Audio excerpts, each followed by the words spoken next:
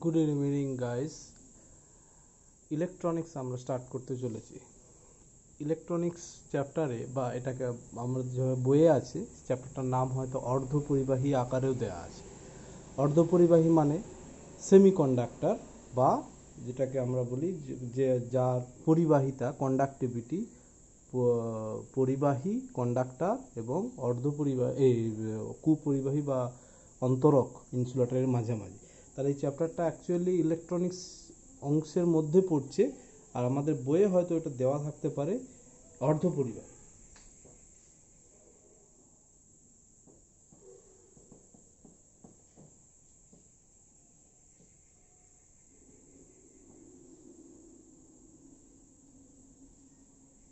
Semiconductors এইভাবেও আছে। তো এই চ্যাপ্টারে আমরা কি কি পড়ব? ফার্স্ট দেখো, এখানে আমরা পটি তত্ত্ব বা ব্যান্ড থিওরি একটা জিনিস পড়ব। যে ব্যান্ড থিওরি বা পটি তত্ত্ব যে কনসেপ্ট, সেটা আসছে মূলত যে কিভাবে আমরা যে কোনো পদার্থকে, যেগুলো কঠিন পদার্থ বলবো, যে কোনো পদার্থকে আমরা তিন ভাগে ভাগ করেছি, আগেই জানি, যে পরিবাহী, অন্তরক আর অর্ধপরিবাহী। তাদের পরিবহন করার ক্ষমতা অনুসারে, অর্থাৎ অ্যাকর্ডিং টু দেওয়ার conductivity, any material can be classified into three types. One is conductor, insulator and semiconductor. তাহলে ওগুলো কাকে বলছে সেগুলো আমরা দেখবো, কিভাবে আসছে, ওটা ব্যান্ড থিওরি দিয়ে আসছে কিভাবে সেটা। তারপরে আমরা পিএন ডায়োডস পড়বো। পিএন ডায়োডস আসছে আবার পিএন জাংশন থেকে। অ্যাকচুয়ালি জাংশন ডায়োডও বলা হয়। পিএন ডায়োড বা অর্ধপরিবাহী পিএন সংযোগ, সে পিএন সংযোগ থেকে পিএন ডায়োড আসবে। তারপরে জেনার ডায়োড পড়বো। তারপরে এলইডি পড়বো, যেটা আমরা এলইডি বাল্ব ইউজ করি বা অন্য যেগুলো পার্টস আছে, মানে এলইডি পুরো নামও আমরা জানি, সে এলইডি পড়বো। আর সোলার সেল পড়বো, মানে সৌরকোষ। আর ট্রানজিস্টার একটা লাস্ট পার্ট আছে, খুব ইম্পর্টেন্ট কিন্তু ট্রানজিস্টার পড়বো। আর লাস্ট হচ্ছে ফিডব্যাক একটা সিস্টেম, বা ফিডব্যাক কিভাবে হয় সার্কিটে, সেটা দেখবো। আর আইসি পড়বো। আইসির পুরো নামটা হচ্ছে ইন্টিগ্রেটেড সার্কিট, আর বাংলাটায় বলা হয় সমন্বিত বর্তনী। এটা খুব ছোট একটা অংশ, যে আইসি কি, কেন এটা আইসি, সুবিধে কি, আবার অসুবিধেও কি, এগুলো একটু জানবো। তাহলে এই ওভারঅল এই চ্যাপ্টারটা কিন্তু একটু বড়, কিন্তু অনেকগুলো ছোট ছোট জিনিস আছে। আর এখানে কিছু আমরা গ্রাফস পড়বো বেশি করে, যে ভোল্টেজ আর কারেন্টের মধ্যে গ্রাফ কীরকম হয়, সে গ্রাফের নেচারগুলোকে মনে রাখতে হবে। দু তিনটে জায়গায় সার্কিট, সেগুলো মনে রাখতে হবে। যেমন ওই পিএন ডায়োড যখন পড়বো, সেখানে আমরা পড়বো যে পিএন ডায়োডকে যে কী কাজে লাগে ব্যবহার, তাতে আমরা দুটো জায়গায় অর্ধতরঙ্গ একমুখীকরণ, মানে হাফ ওয়েভ, তাকে আমরা মডিফিকেশান, আবার ফুল ওয়েভ রেকটিফায়ার, পূর্ণ তরঙ্গ একমুখীকরণ, সে তার জন্য কিছু সার্কিট পড়বো। সিমিলারলি জেনার ডায়োড অ্যাপ্লিকেশনও পড়বো, রেগুলেটর হিসাবে ইউজ করা এভাবে। তো এইগুলো আছে। ওভারঅল চ্যাপ্টারটা কিন্তু খুব একটা জটিল নয়, কিন্তু একটু কনসেপচুয়াল, যেহেতু অনেক কিছু ব্যাপার যেখানে নতুন আছে, সেগুলো একটু মন দিয়ে পড়তে হবে। তাহলে আমরা প্রথম যদি স্টার্ট করি, পটি তত্ত্ব ব্যান্ড থিওরি জিনিসটা কী। তার প্রথম যদি আমরা বলি ব্যান্ড থিওরিতে, এই ব্যান্ড এলো কোথা থেকে, কিসের ব্যান্ড, কি ব্যান্ড? ব্যান্ডের বাংলা হচ্ছে পটি। পটি মানে কি, আমরা বাংলা যদি কিছু নাও বুঝি, পটির অর্থ একটা চওড়া কিছু কাপড় জাতীয় অংশ, বা চওড়া কোনো অঞ্চল। তো এইগুলো কিসের অঞ্চল, কেন আসছে, আর কিসের অঞ্চল না? উত্তরটা একটাই, খুব সিম্পল, যে আমরা যদি একদম অ্যাটমিক লেভেলে চলে যাই যে কোনো পদার্থের, সেটার পরিবহন করবে কি করবে না, কতটা করবে, কোন জায়গা থেকে করবে, মূল জায়গাগুলো কোথা থেকে আসছে না, ইলেকট্রনিক স্ট্রাকচার থেকে, অর্থাৎ পরমাণুর ইলেকট্রনগুলো কিভাবে আছে। আরও স্পেসিফিক্যালি যদি বলা যায়, যে সেই ইলেকট্রনগুলো শক্তি কীরকম।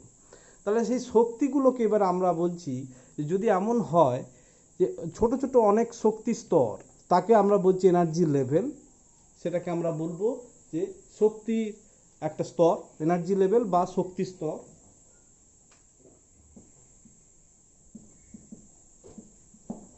এখানে আমরা অনেকগুলো কাছাকাছি অঞ্চলে বিভিন্ন শক্তি স্তরগুলো দেখিয়েছি, এরকম হতে পারে বা এরকম থাকতে পারে। এবার যদি এমন দেখা যায় যে অনেকগুলো শক্তি স্তর খুব কাছাকাছি অঞ্চল অবস্থান করছে, তখন একটা চওড়া অঞ্চল তারা তৈরি করে কন্টিনিউয়াস, সেটাকে আমরা বলি ব্যান্ড বা পটি। এটাকে আরো ভালো করে, যেহেতু এটা শক্তির কথা বলছি, তাহলে সেটা হবে এনার্জি ব্যান্ড, বা এটা হবে শক্তি কার পটি, কার শক্তি পটি। তাহলে সেই এনার্জি ব্যান্ড বা শক্তি পটি। তো এনার্জি ব্যান্ড বা শক্তিপটিগুলো সেগুলো মনে রাখতে হবে যে ব্যান্ড যখনই বলা হবে সেখানে একটা চওড়া অঞ্চল বা একটা অঞ্চল যেখানে অনেকগুলো শক্তি স্তর এনার্জি লেভেল কাছাকাছি অবস্থান করছে। এবার আমি যদি যে কোনো পদার্থের ক্ষেত্রে দেখি, ইলেকট্রনিক স্ট্রাকচারে চলে যাই, ইলেকট্রনের ক্ষেত্রে আমরা দু ধরনের শক্তি স্তর পেতে পারি বা শক্তি পটিও বলা যেতে পারে। একটা হচ্ছে ভ্যালেন্স ব্যান্ড বা যেটাকে বলা হয় যোজ্যতা পটি, আর একটা হচ্ছে কন্ডাকশন ব্যান্ড বা পরিবহন পটি। এগুলো কেমিস্ট্রিতে আছে, তোমরা দেখে জানো যে ভ্যালেন্স ব্যান্ড কি করে না, যোজ্যতা পটি যেটা, সেখানে রাসায়নিক বিক্রিয়া অংশগ্রহণ করার সময় ইলেকট্রনগুলো সেখানে যাতায়াত করে। আর কন্ডাকশন ব্যান্ডের থাকা ইলেকট্রনগুলোই কিন্তু কারেন্ট পরিবহনে সাহায্য করে বা সেখান থেকে যায়। আবার এটাও জানি আমরা যে ভ্যালেন্স ব্যান্ড থেকে ইলেকট্রন কন্ডাকশন ব্যান্ডে যেতে পারে যদি তাতে রিকোয়ার্ড মানে ঠিকঠাক এনার্জি দেওয়া যায়, তাহলে সে যেতে পারে। অর্থাৎ যদি এমন ঘটনা ঘটে যে এখানে কিছু শক্তি দিয়ে দেওয়া হলো, ভ্যালেন্স ব্যান্ডে যতগুলো ইলেকট্রন আছে তার অনেকগুলো বা প্রায় সবটাই চলে যেতে পারে কন্ডাকশন ব্যান্ডে। অর্থাৎ এই যে ভ্যালেন্স ব্যান্ড আর কন্ডাকশন ব্যান্ড, এই যে ইলেকট্রনগুলো যাচ্ছে, এই যাওয়ার যে পথটা, মাঝের যে গ্যাপটা, এই গ্যাপটা যার যে পদার্থের যত কম হবে তত ভ্যালেন্স ব্যান্ডে থাকা ইলেকট্রনগুলো বেশি করে বা সহজে কন্ডাকশন ব্যান্ডে যেতে পারে। আর কন্ডাকশন ব্যান্ডে যাওয়া বা পরিবহন পটিতে যাওয়ার অর্থ একটাই, যে সেটা কন্ডাক্ট করতে পারে বা সেটা পরিবহন করতে পারবে। তাহলে যে এই যে দুটো গ্যাপ আছে, গ্যাপটার একটা নাম আছে। সেই গ্যাপটাকে আমরা কি বলি না, গ্যাপটাকে আমরা বলি যে যেটাকে বলা হয় ফরবিডেন রিজিয়ন বলা হয়, বা যেটাকে আমরা অনেক সময় এটাকে ব্যান্ড গ্যাপ বলা হয়। ব্যান্ড গ্যাপ বলা হয়। এই ব্যান্ড গ্যাপটা দেখা যায় যার যত কম তত তার যোজ্যতা পটি থেকে পরিবহন পটিতে বা কন্ডাকশন ব্যান্ড থেকে ভ্যালেন্স ব্যান্ডে ইলেকট্রন যাতায়াত করার সুবিধা হয় এবং সেই পদার্থটা তত ভালো কন্ডাক্ট করতে পারে। তাহলে এবার আমরা একটা ছবি দেখব যেটাতে যে এই যে তিন ধরনের পদার্থের ভাগ আমরা আগে বলেছি, অর্থাৎ ভ্যালেন্স পরিবাহী, অন্তরক আর অর্ধপরিবাহী, সেমিকন্ডাক্টর, কন্ডাক্টর আর ইনসুলেটর, তাদের মধ্যে সম্পর্কটা বা তাদের ছবি তিনজনের ক্ষেত্রে কীরকম হবে সেটা আমরা দেখার চেষ্টা করছি। তো আমরা দেখছি যে আমি তিনটে ছবি এঁকেছি। একটা হচ্ছে তিন ধরনের পদার্থের কথা বলছি, প্রত্যেকেরই নিচে আমি লিখেছি ভ্যালেন্স ব্যান্ড বা যোজ্যতা পটিগুলো, আর উপরে আমি স্তরটা লিখেছি প্রত্যেকেরই কন্ডাকশন ব্যান্ড বা পরিবহন পটি। তো একটা মজার জিনিস দেখা যাচ্ছে যে যদি আমরা তিনটে পদার্থ আগে এদিকে ইনসুলেটর বা অন্তরক, সেমিকন্ডাক্টর অর্ধপরিবাহী আর কন্ডাক্টর পরিবাহী, তিনজনের মধ্যে আমি বলেছি যে দুটো ধরনের পটি বা দুটো ধরনের যে ব্যান্ড আছে তার মাঝের যে গ্যাপটাকে, সেটাকে এনার্জি গ্যাপটাকে বলছি ইজি বা ব্যান্ড গ্যাপ বলা হচ্ছে। সেই ইজির তফাৎটা পরিষ্কার ছবিতে বোঝা যাচ্ছে। যে যদি আমি অন্তরকের কথায় আসি বা ইনসুলেটরের কথায় আসি, তাহলে পরিষ্কার দেখা যাচ্ছে যে এর ইজিটা অনেকটা বেশি। অর্থাৎ ভ্যালেন্স ব্যান্ড আর কন্ডাকশন ব্যান্ডের মধ্যে, পরিবহন পটি যোজ্যতা পটির মধ্যে গ্যাপটা বেশ কিছুটা আছে, পরিষ্কার। আবার যদি আমি দেখি যে অর্ধপরিবাহী বা সেমিকন্ডাক্টরের ক্ষেত্রে, সেখানে এই গ্যাপটা কিন্তু একটু কম হয়েছে, এর থেকে একটু কম। তার মানে এর যে পরিবহন পটি যোজ্যতা পটির মাঝে অর্থাৎ দূরত্বটা একটু কমেছে। আর যদি আমি পরিবাহী ক্ষেত্রে, কন্ডাক্টরের ক্ষেত্রে দেখি, তার ব্যান্ড গ্যাপটা প্রায় ওভারল্যাপ করে গেছে, অর্থাৎ ব্যান্ড গ্যাপটা প্রায় নেই, জিরো। আর পরিবহন পটিটা প্রায় যোজ্যতা পটিতে ওভারল্যাপ করে গেছে, অর্থাৎ ব্যান্ড গ্যাপ প্রায় জিরো।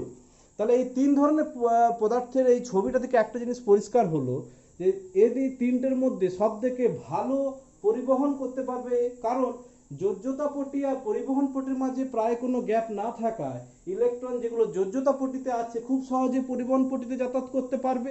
এবং তারপর পরিবহন পটির ইলেকট্রনই তো শুধু পরিবহন করে কারেন্ট, তাহলে ওগুলো ও নিয়ে যেতে পারবে তড়িৎ। আর এটা এতটাই বেশি হয়ে যায়, প্রায় এটা আমরা যদি দেখি পরে দেখা যাবে প্রায় 4 ইলেকট্রন ভোল্টের কাছাকাছি হয়ে যায় গ্যাপটা। সেই জন্য এটা মানে পরিবহন করার ক্ষমতাটা প্রায় নেই, কারণ এই ব্যান্ড গ্যাপটা প্রচুর বেশি হয়ে যায়, অনেকটাই।